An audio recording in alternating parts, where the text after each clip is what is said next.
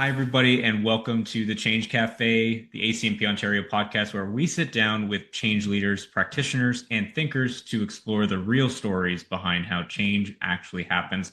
I'm Andrew Arik, and thank you all for joining us for episode 3. And it's my absolute pleasure to introduce our guest and my very good friend for today's episode, Arif Naghar.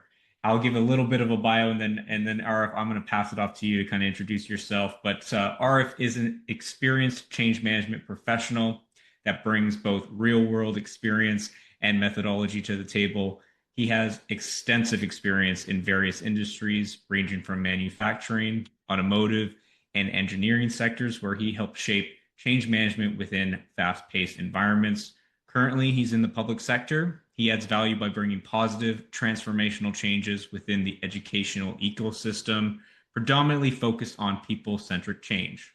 With a passion for helping people navigate change, Arif has always been drawn to the practice of change management, even early within his career. Arif is a certified change management professional and was one of the first ever master change management professionals in the world by being accepted into ACMP's inaugural recipient group. He is also a credential holder of ProSize Change Practitioner and ProSize Certified Advanced Change Practitioner certifications. Arif, thank you so much for being here today. I know I covered the bio a bit, but I'm sure the listeners want to hear from you. So why don't you introduce yourself for the listeners here?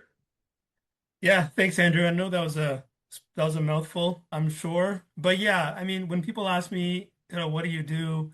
And I just say that I try to help people, organizations, teams navigate change in their organization and really just try to limit the amount of impact that they face in a negative way. And that's the professional side. I guess the other side of it, I'm just a weekend golfer. I like to have a good time. I have a cat. Yeah. I love it. I love it. Yeah, we can go, but we gotta hit the course very soon.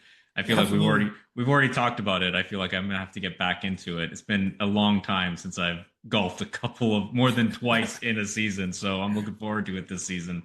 So let's dive into the discussion questions here because I'm really excited, and I feel like even when I was talking to Sharon specifically, who I feel like and like you, I feel like I know you so well, but when we got through these questions, I feel like I learned so much more about you guys, and so I'm looking forward to hearing the answers to the questions. So let's start off with the obvious one. How did you get started in change management? Okay, so that's an interesting story. Really, my career trajectory has started way back in the automotive industry. I was in automotive leadership, and originally I thought I was just going to ride the wave, continue along that path, and just keep kind of building off of that. I really enjoyed it. Now, let me get into the specifics. It was manufacturing just in time. We were building a product, so there was about 24-hour type of manufacturing facility. A lot of, I guess, people management, but I guess a lot of change management in the background as well. At that time, I didn't really realize I was doing change management, which is probably something you probably hear often. I would say that it was something that I really enjoyed. Then the market started to shift a little bit. The automotive industry was starting to hear some rumbles about what the future looks like. So I really had to do some self-reflection in terms of what I see my future as. Originally, I just saw myself continuing with it, projecting with it. But then I thought to myself, I need to go deeper and think about what is it about the industry, what is it about my current job that I like the most, and what can I learn from that, and where can I take that? And from there, I realized I really enjoy the people side of it. I enjoy helping those individuals navigate whatever situation there might be throughout the day, throughout a process change. It could be a personal thing that they just can't handle with training, whatever the case may be. And I really started to dive more deeper into that. I talked to a few friends, went to a few networking types of events, and started hearing about this thing called change management. Started to dabble a little bit more, went to a couple events, and I even talked to a couple of ACMP individuals. At the time, I didn't really know what ACMP was, to be honest. And I started to get an idea that, you know what, this is something that I could probably see myself doing as a career, not just on like a high level type of thing, but actually getting into the weeds of change management. Then the rest is history, really. Started to look into the certifications, started to look at what my career could look like outside of automotive engineering and things like that, and really started to put the pieces together and I realized that when I was doing my training and understanding of change management, that I was already doing it. I was handling resistance. I was trying to help people navigate those tough situations, and I really enjoyed it. So it was kind of a really one-to-one type of scenario. I don't like to use the word or the phrase that I fell into it because I feel like I was doing it, and the practice came along and found me, and I realized that this is something that I want to kind of move into, and the rest is history. So I've been doing change now. Well, now that I think back, I've been doing change forever, but you could say I've officially doing change like at a change capacity since then. Yeah, it is exactly what you hear so much, right? I feel Hmm. like a lot of people, especially those who have been around for a long time, Sharon and Rich were kind of the previous guests, and they both kind of said, I feel like I've been doing change management my whole life, and they just didn't have a name for it, Hmm. and I love what you said just around, it finding you, because I feel like being involved in change management is very purpose driven. I find, you're able to really dive in and really support the people through their journey when, a lot of the times traditionally that kind of gets ignored. And so Yep. to be that voice for those who are going through very uncertain times, for me myself, I find it's so fulfilling, the type of work that I do and that we do, and I couldn't imagine doing anything else in business, honestly. And I feel like Yeah. that's what it is. As soon as you realize this is a thing, you're like, I got to do it. The people who are perfect for these types of jobs, just like they like aha moment. I need to jump. I need to jump at this chance and, Yeah. and do this all the time. And manufacturing too. I feel like so much of what gets done in a manufacturing plant in terms of like the controls, and you mentioned the resistance, it like dovetails so nicely into what we got to deal with on a day-to-day Hmm. basis, and there's no experience that is not relevant to change management. You can always Absolutely. apply. Yeah, I love that.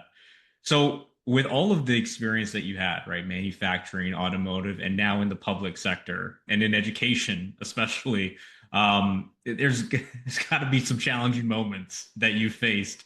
And so for the listeners, I'd love to take a moment to think about like what was that most challenging moment for you, and what did you learn from it?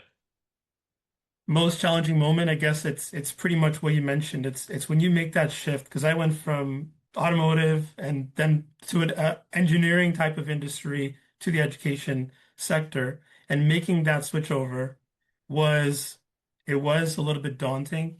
I would say, although I knew that there was the transferable skills and change, as long as you apply change and deliver it with by bit by being deliberate towards what your end goal is, the industry doesn't matter at that point as long as you can understand the types of impact that those individuals will be feeling. So for me, it was okay, now I have to wrap my head around a new environment. How are people feeling towards change? To go from a situation where people might be feeling a certain way to change because of their environment, because of what they do on a daily basis. Well, now we're applying these methodologies or these practices to individuals who they don't go through the same types of challenges that they did. And so for me, it was really educating myself on understanding my people and understanding the people around me and building off my network. I think one of the most important things that people can do is when they come into a new type of industry, and I think this is very relevant for a lot of us, we change industry, we change jobs throughout our career. And so for me, it was okay, now what do I need to do to on day one to be successful? And for me, it wasn't learning the process of what I need to apply. It wasn't learning what type of methodology should I start with. It was really trying to learn who around me are going to be impacted by the work that I'm going to do and really making those introductions. And I think that really helped shape the relationship that allowed me to kind of take that and run with it because it wasn't, hey, Arif is coming in and now he's going to help us navigate all these transformational changes and all these types of deal. It was he's coming in as an individual who's going to work among us to help us move forward as an organization, as a team, project-based, whatever the case may be. So it's allowing yourself to be able to take a seat and understand how those individuals will be feeling and be impacted. And so that for me it was a challenge and it took a little bit of time, but just like anything that takes time, it's a challenge. It's only rewarding at the end. And so I can say for me, that was a challenge, weathered the storm, and here I am today. I love that point, and it came up when we were talking to Sharon as well, and I feel like it's such like it's at least in me too. I had this learning as well. Like when it came to like understanding the stakeholders or who's going to be impacted by the change, it was always like an afterthought, and I knew how important it was like theoretically, but like when it came to the application, it was always the last thing on my mind. I was like, all right, let's just jump in and do the change plan, or let's start executing, start communicating. And what always kind of took a back seat was just having conversations with the people who are going to be impacted by the change to Hmm. understand their perspectives, and almost like just be embedded into like what they do day to day so that I can understand and like really understand and almost feel the impacts that these people are going to be going through so that it just and it's a lot of investment up front for sure, but I agree with you 100%. That is so important because it just makes you so much better at managing the change because you're like, you know what? This is an impact, and I know it's going to impact this group of people Hmm. because I've had a conversation with them and I know what it is they need and what they're worried about, right? And yeah, it's a well worth investment for sure. And I think if everyone's being honest with themselves, I think everybody knows that some of the mess ups that have happened in their career are because they haven't done that investment early on. And we're all to blame, man. It's Yeah, yeah, everything absolutely. moves so fast, you can't be like, you know what, I'm gonna take like a couple of weeks and just do a few job shadows, but it's super important, and Yeah. even if it's just a one-on-one conversation, it pays dividends. Absolutely. So, and this might be the same answer, but I'm going to ask the question anyway because I've committed to always asking the same questions. That's But all good. what is a big aha moment that shaped how you lead change today? If you could think of another one. So I'll give you something else, actually.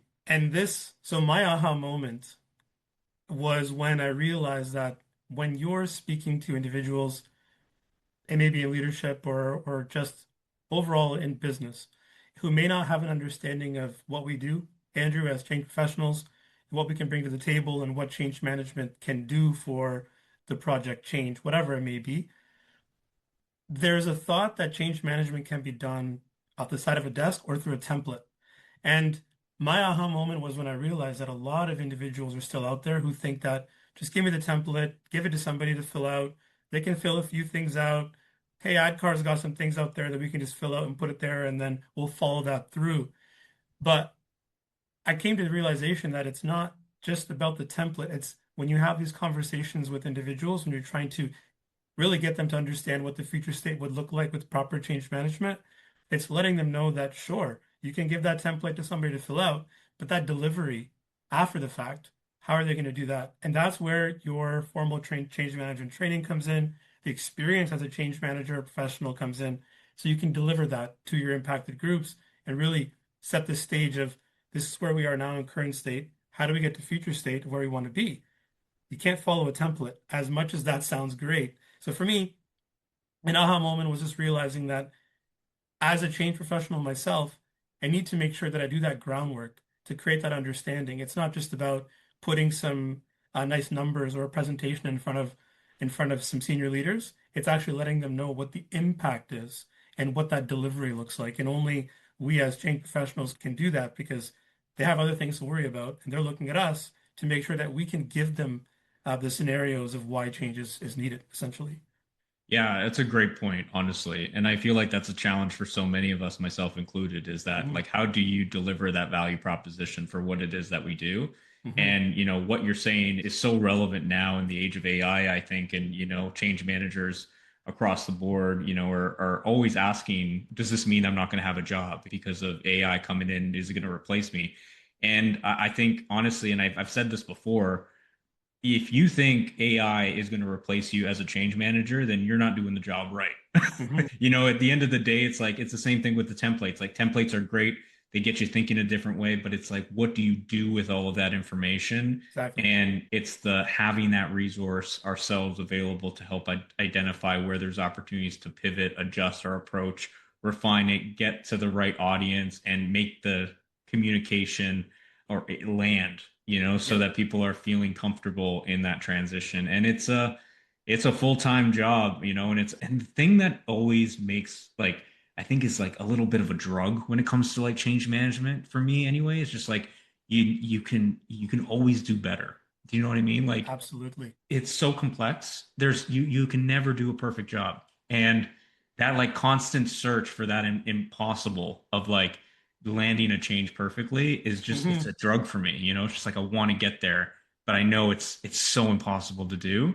But it's just like you're refining your craft, you know, over each project. And it's I love it. I can't get enough of it, honestly. It does feel like a drug, actually, the way about it. No, I don't want to, I don't want to, I don't want to, I don't want to like reiterate what you said, but I feel the exact same way. It's when you come across and you do something, and then each time you deliver, after you're thinking, I could have done that differently, or Yeah. you know what, next time I'm going to try this. So you're just excited almost to try something new the next time. So 100%. fully understand. 100%. I Yeah. love that. Yeah. It's just like I always I'm like, oh, I'm gonna do this differently. And I feel like even a lot of the work that I do is in mergers and acquisitions. And each time I go through one, it's a slog. It's so tough. It's Hmm. exhausting.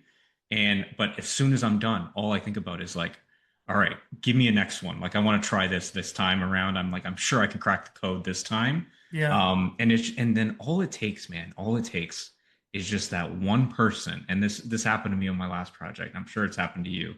It's like this one random person comes to you and is like, hey, thank you so much for all the hard work that you did. Or like, you know, especially from, and it's easier for me because I'm an independent consultant. So I'm like literally going to leave, you know, and so Hmm. I'm going to leave the organization. So naturally they'll come and they'll say goodbye, you know, well wishes. And sometimes people will say, you know, oh, thank you so much like for the hard work, you know, it really made a difference or something like that.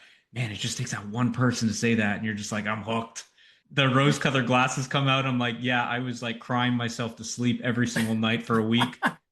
But you So said that one thing and I'm like, I love you guys. So I cannot agree with you more. I have this like call it an analogy, metaphor, whatever you want to call it. But I Mm. always say that I think of change professionals as almost like quarterbacks. Sometimes we Mm, we pass the ball for yes. the touchdown. We're not Right. making the touchdown. Like we're helping in the back end to make sure that the end goal is achieved, but we're not always the ones taking the ball across the end zone.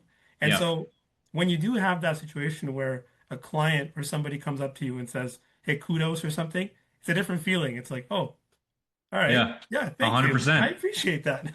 I love the football analogy. I really do, man, because I think, you know, the quarterback idea is so true because at the end of the day, it's like you're running all these plays, you know, you Yeah. get hit by the defense and you're like, Yeah. okay, that didn't work. Let's try another play, you know? I'm just trying to pitch like who is the running back that gets hit the most times? Who is that, you know? Because sometimes I feel like I might be them, but Yeah, yeah, yeah. the football analogy I think applies so well, you know? Because it's a game of chess. It's a game of inches, you know, change Absolutely. management. Yeah, I think that's Yeah. that's awesome. All right. So I love this conversation, honestly. I knew I was going to. So Same here. I'm like I'm looking through the list and I feel like, oh man, we're running out of questions. But the next one is what's one message you hope our audience takes away from the conversation? Honestly, I just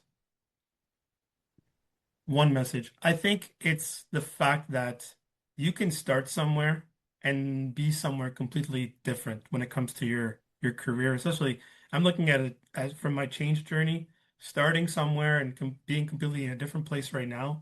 And it's just all about taking risks and taking chances. And I think the one thing that I definitely want people in the audience to kind of take is that you got to keep learning.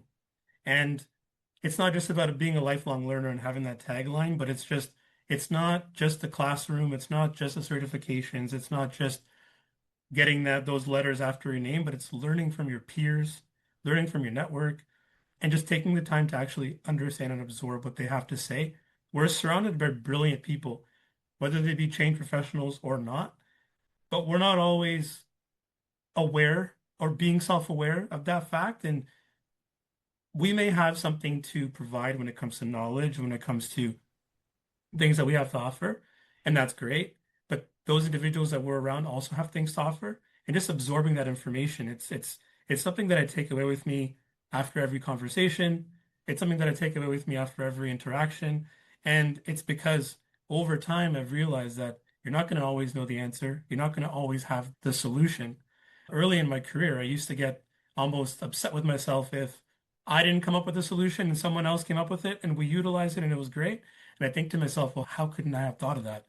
Only when I was self-aware and I realized that no, that's what you need to do as an individual is to grow within profession, but in life, I guess in general, taking that knowledge, absorbing it, and just really applying it. It's huge. So I just want people to take that away from this conversation. It's that that's what I do. And yeah, I think that it's a great sort of mindset to have. Yeah, I could not, honestly, I couldn't agree with you more. It's like what we do is so complex, and it Yeah. doesn't matter if you're hitting like the same type of project, Hmm. me with like like when I'm working on acquisitions all the time, like no two are the same. You have completely opposite problems. In one, it's the acquiring company that's a pain. In the other one, Hmm. it's the acquired company. In one, the leaders are strong, and in the other, it's the employees that are strong and the leaders are terrible. And Yeah. it's like it's such a different situation that it's almost like they have nothing related. And so, but each time you learn something new, either yourself, myself, to say, all right, I can't go in with those assumptions anymore because I got burned. And Yeah. so you just get better and better. And that's just by self-reflecting. If you Yeah. open that up and you start having conversations with others who have had a bunch of different experiences, then you're going to exponentially learn. And that's stuff that's on the ground live and in person, right? Outside of, the classroom, which is obviously great, but it's like for stuff that we do, it's so personal and each individual is so different. Like it just the classroom can't get you there. Like it's not enough. You got to live Exactly. and breathe it, and that's just through experience. And, I might as well just have conversations with people so you can learn from them too. Absolutely. I love that. So I know, you've done a lot of learning in the classroom though. You're pretty accomplished. And so I want to Thank hear, you. what are you reading, watching, or learning from right now, that you think would be interesting for the audience, or honestly just for me? So you know what, Andrew, I thought about this question a lot, and for me personally, there's a lot of great material out there from big organizations, from names that we all know of. But I feel like I'm going to give some kudos to our ACMP board, Ontario board, especially, more specifically. The content that the group puts out, the things that they put out, the thoughts, the materials. And then I'm going to kind of switch it and go back to yourself, rerouting consulting. I Oh, read your articles a couple of times. The latest one that kind of came to my mind and that I really enjoyed and instant reflection was change fatigue. And you were talking about change fatigue and how that is and how we can handle it and things like that. And for me, it's not that like you said, I love reading and learning about the big ones. Of course, ACMP has their white papers and ProSci's got theirs as well, and they're amazing and they're great. But I personally feel like I love learning from those who are very similar to me in a sense that you're actively applying the practice on a daily basis, change management, you're dealing with the ebbs and flows, you're going through the process, you're learning in different situations. And so that for me is something that I value and that I look at. So I definitely wanted to give kudos to our board, but also to yourself because I read your stuff when it comes out and I think it's great. So I gotta say, if there's a resource that people should look into, it's Reroute Consulting by this guy here, oh Andrew man, Maroon. am I blushing? Jesus. Jeez. I'm glad I wore maroon so you can't see the redness on my cheeks. Thank you so much, Arif. Honestly, I can't express how much that means to me. Honestly, you're gonna make me cry on camera. No, I honestly, I really appreciate it, and yeah, I agree. A lot of stuff that we're doing, on the board. I said I agree. I'm like, I agree. All the stuff I put out is great. That's not what I meant. the stuff that the ACMP Ontario board is doing, I think we're just getting started. We've got a Yeah, new board, we're kind of picking up what the old guard has, laid out for us. And I'm really excited for what we're gonna be able to accomplish this year. For definitely. those who don't know, both of us are on the board. So Arif is a member of the ACMP Ontario board. And joins a number of our events. I think we're headed off to an event right after this. Yeah, there's a lot of really great things happening. And then ACMP is actually hosting, for those of you who are in the Toronto area, they are going to be hosting a conference in Toronto. Finally, I feel like this is the first time that I am going to be able to be local for a conference. So I'm really excited about that. And that's in September. Should be fun. Yeah, it should be a great time. And I think ACMP Ontario might be doing an event around that time. So a little plug Stay there. tuned. Yeah, stay tuned for more information on that. You heard it here first, guys. Well, thank you again, Arif. I really appreciate that. And I mean, let's just dive right in then to the lightning round, right? I mean, All this right, is let's do it. this is the fun part, right? This is the let's stop talking about change management, or we could still, but I think this is getting to know you a little bit better. And so we'll start by 5 questions, but we'll start with one habit that contributes to your success. Self-reflection. I love that. If I don't have self-reflection, then everything I said to you prior to all this, I don't see that being applied. Or if it was applied, it wouldn't be applied well. Mm. Um, because, like we talked about before, when you complete something or deliver anything that it might be, if you don't self-reflect on it, you're never going to challenge yourself to be better. But it's even those relationships that you build along the way, reflecting on how those could be better and how you can provide value. And so I think it's for me, it's definitely the self-reflection. I try to embed that into everything that I do. Yeah, that's great. What would you tell your 13-year-old self? I don't know why I picked 13 years old, but it just came to me. I feel like that's So a very pivotal time in our lives. it's, you know what? It's funny because I was, again, similar to the last question, I thought about this a lot because I'm thinking to myself, do I remember how I even thought back when I was 13? And so I got really literal with this. I was like, okay, if I was going back to talk to my 13-year-old self, Like, how old well, are we when we're 13? Like, what grade is that? Is that like six? That's okay, like six, what right? grades? I don't even know. I don't have any I kids, so I have I no don't idea. remember. I just have a dog, so I don't they Yeah, don't they don't go to school. But there you yeah, okay, go. let's say grade six, right? Yeah, That's yeah. gotta be that sounds about right. Okay. Yeah, exactly. So I think that if I was to talk to myself back then, first thing I would say is buy Bitcoin. No, Yeah, seriously, my remember God. Bitcoin? Yeah. No, I'm just Yeah, kidding. geez. Yeah, I mean, 100%. Yeah, that would Yeah, be for sure what I say. yeah. No, And no. don't be a Leafs fan would be my other recommendation. I don't You're know. just Are we allowed to say that on here or what? I'm totally fine. It's just like I mean, I am a Leafs fan and it's just been nothing but pain for years. So maybe I should pick someone else. No, I think Andrew, what it probably be is that success has different meanings to different people. I think at 13, we're just trying to, you're stepping into your teens and you're trying to find your way into what the future looks like. And if I remember correctly, there's a lot of noise and there's a lot of influence, and you're just trying to navigate the world and try to make sense of it.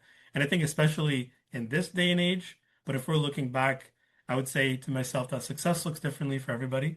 And so find what makes you happy and follow it because at the end of the day, after all those years pass by from your teens and all that kind of stuff, it's going to be what you followed, what you wanted to do, and it won't be what somebody else wanted you to do or what the other influence was from friends or whatever it might be. So it's really understand that you may start somewhere and completely end up in a different place, and that's okay because your definition of success is more personal to you, and it doesn't have to make sense to everybody around you.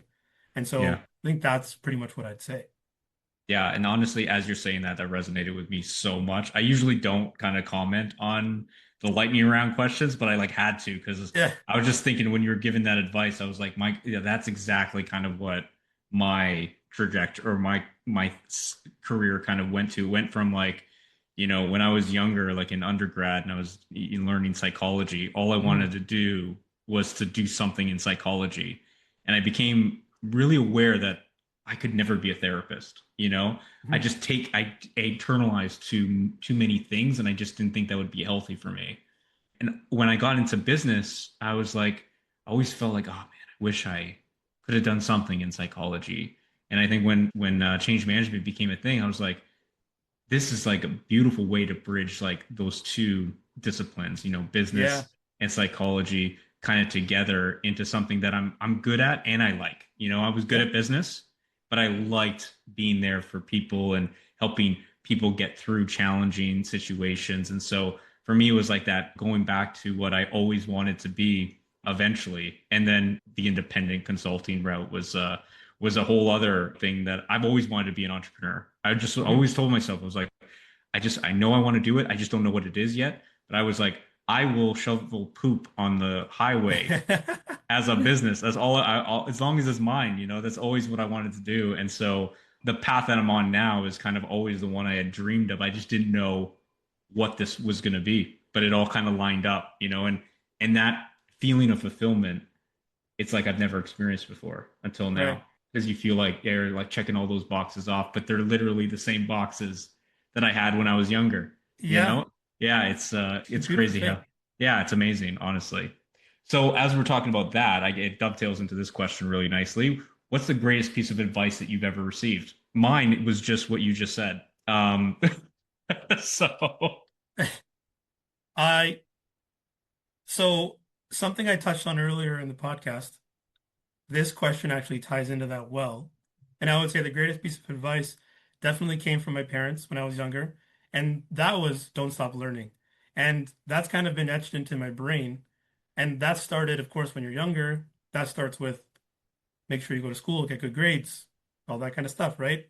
And as you get older, it changes. So now you're not learning from just school, but you're learning from your environment, and now you're learning from those around you.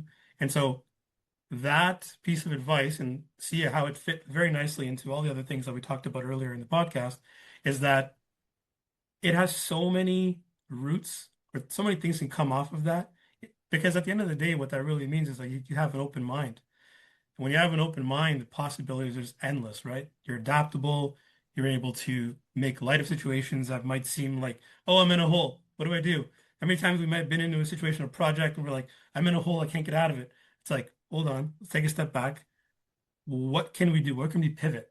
Right? And so I think that for me resonates with me up until this day. I still use it.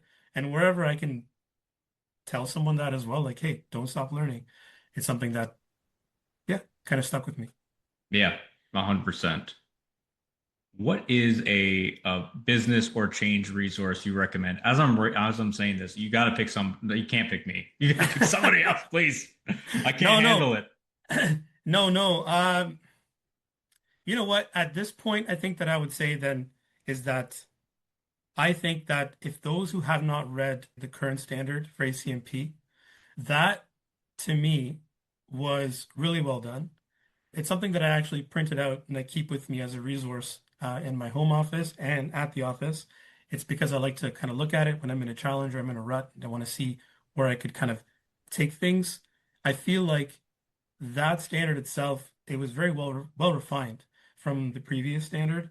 And I was going to come here and talk about a book or something like that, a podcast, but I really think that I really wanted to hit home with the fact that there is resources that are close to home, if you will. And I think for us, Change Cafe, for ACMP, I think it's very well written. It took some time, but it got there, and I think it's great. So I Hmm. really want to kind of say that. Yeah, kudos. Honestly, or ditto. Yeah, I agree. Yeah. It is such a great resource, and I think it provides almost like guidelines, guide rails, and Yeah. not super prescriptive as some of the others that are out Hmm. there. Makes you kind of fill in the gaps, and it's written by folks who have done it, right? And Exactly. so and have learned all. It's like the best of all elements wrapped up into a nice package. So Hmm. I totally agree. And yeah, I feel like even as ACMP members, even myself, if I'm like self-reflecting, I don't leverage the resources out there, as much as I feel like I should, Hmm. and it's great. Like even the community blogs that are Yeah. ACMP Connect, it's great. I feel like I need to you could just go through and like on a Sunday morning, have a sip of coffee and just like go through all of the 100%. back and forth, and it's such a lively group. And yeah, the standard, incredible. So, well, all right, we're at the end, man. I'm kind of sad about it. I'm not gonna lie. It's good But conversation. it was a great conversation. I feel like I mean, it was more like when we had these when we were talking about having you on as the podcast, it was like probably because after the last five conversations, like, man, we wish we recorded this. And I feel like nowadays that's like all my conversations. I'm just like I'm like it's like, oh, if it's a good conversation. I'm like, man, I wish I was recording this. But to end things off, best way to connect with you for the listeners. Honestly, I would say that currently the best way to connect is through LinkedIn. And are you going to put my handle or something in the? Absolutely. Yeah, Okay. absolutely. Yes, Okay. yes. So that's the best way. I don't have like a coaching business or anything on the side, but I'm always willing to connect and talk. And I have had individuals reach out and just, hey, let's talk about change management or just change in general or the journey and stuff like that. So I'm always open to that. And so if anybody's out there who's kind of thinking along those lines, don't hesitate, reach out, connect. Yeah. I love that idea, honestly. And I feel like it doesn't get utilized that often. It's like, kind of peer-to-peer kind of coaching for change practitioners. It's like I think about, therapists who will have a therapist for themselves. You know what I mean? Yeah, yeah. And it's almost Good like point. essential, I feel like for change managers, man, we need that too, man. It's hard out there, to It be is. alone. Especially for independents like myself. I feel like I can't complain to anybody. You're Call me just like, anytime, Andrew. yeah, I would love to. Honestly, I'm gonna reach out to you, be like, let's can we connect every day? It's yeah, things you miss. But that's great. Yeah, that would be awesome. And I highly recommend taking RF up on that. He's got a lot of valuable insights to share. And more importantly, he's just an awesome person. Thank you, Andrew. Thank you. You're too kind. Oh man, please. So Arif, thank you for taking the time to join me and us in this episode of the Change Cafe and sharing your story, your perspective, like all of the experience that you've had along the way. And I honestly, it's your perspective that I think has really resonated so well with me, and I'm sure it will for all the listeners out there. And your journey is just incredible, man. The way that you kind of transitioned into where you're at, and I don't just your way of thinking about change and people is very inspiring. So I I really appreciate appreciate that. you being here and sharing your story. Is there anything that you wanted to say to close things off to the listeners? No, I think you said everything. Just wanted to say thanks for having me on. Had a great conversation. As always, I appreciate the kind words. And yeah, it was a nice time. I appreciate it, Andrew. Amazing. Awesome. Anytime. We'll have you on anytime.